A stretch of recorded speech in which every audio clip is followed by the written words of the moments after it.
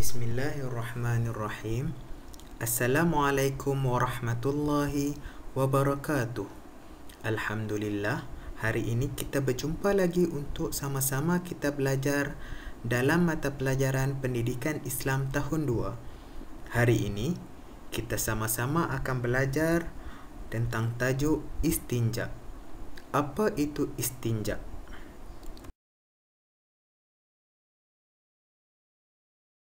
Istinja adalah menghilangkan najis yang keluar daripada qubul dan dubur dengan menggunakan air atau benda-benda kesat atau dengan kedua-duanya sekali. Hukum beristinja adalah wajib. Apa maksud qubul? Qubul adalah kemaluan hadapan yang kita gunakan untuk membuang air kecil. Dubur. Apa itu dubur? Dubur adalah kemaluan belakang yang kita gunakan untuk membuang air besar.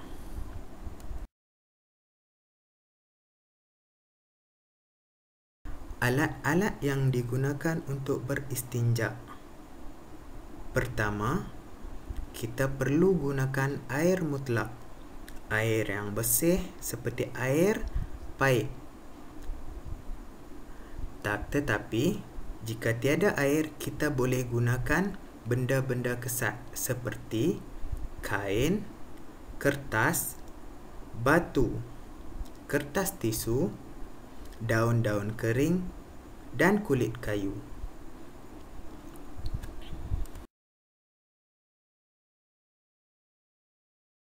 Tetapi, istinja menggunakan air adalah lebih baik, adalah lebih afdal. Jika tiada air, barulah kita mencari alat-alat lain untuk membersihkan qubul ataupun dubur. Seperti yang Ustaz sebutkan tadi, seperti tisu, surat khabar ataupun kertas, kulit kayu, daun kering, batu dan sebagainya.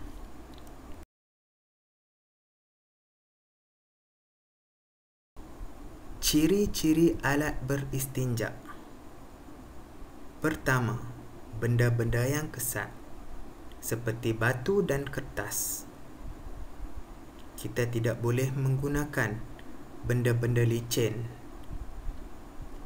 Yang kedua, bukan benda yang dimuliakan seperti makanan. Kita tidak boleh gunakan makanan untuk kita beristinja. Kita tidak boleh menggunakan ayam goreng untuk kita beristinja. Yang ketiga, bersih dan suci, iaitu bukan benda yang kotor seperti najis dan darah. Kita tidak boleh menggunakan benda-benda yang kotor seperti najis ataupun darah ataupun tulang. Yang keempat, boleh menghilangkan najis, iaitu bukan benda-benda yang licin seperti plastik dan kaca, kerana benda-benda yang licin tidak menghilangkan najis.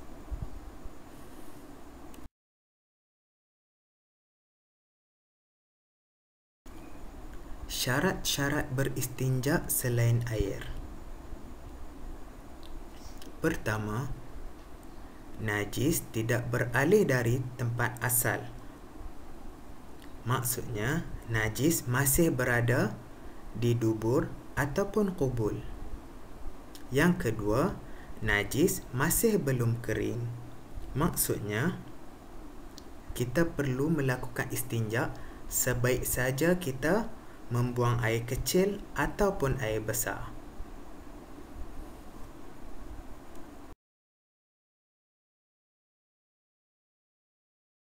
Cara-cara beristinja selain air. Pertama, sapukan qubul dan dubur dengan benda kesat seperti batu, kayu, kulit kayu, kertas, tisu. Yang kedua, sapu dengan 3 kali sapuan Yang ketiga, setiap sapuan menggunakan benda kesat yang baharu. Kita tidak boleh menggunakan satu benda kesat sahaja. Jika kita menggunakan batu, kita memerlukan 3 biji batu.